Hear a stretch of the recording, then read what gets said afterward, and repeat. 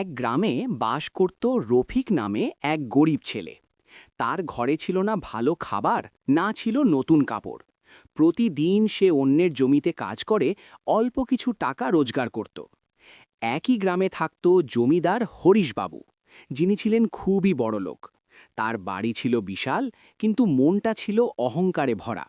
তিনি গরিবদের তুচ্ছ মনে করতেন। রফিক দুঃখের মধ্যেও স্বপ্ন দেখা ছাড়েনি। কাজের ফাঁকে ফাঁকে সে পড়াশোনা করত আর নতুন কিছু শেখার চেষ্টা করল। একদিন সে একটি ছোট ব্যবসা শুরু করল।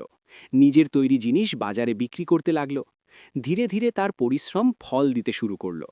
কয়েক বছরের মধ্যে রফিক সফল ব্যবসায়ী হয়ে উঠল। অন্যদিকে হরিশবাবু নিজের অহংকার আর অবহেলায় ধীরে ধীরে সম্পদ হারালেন। একদিন তিনি রফিকের কাছেই সাহায্য চাইতে এলেন। রফিক হাসি মুখে সাহায্য করল। তখন সবাই বুঝল, পরিশ্রম আর ভালো মন থাকলে গরিবও একদিন বড়লোক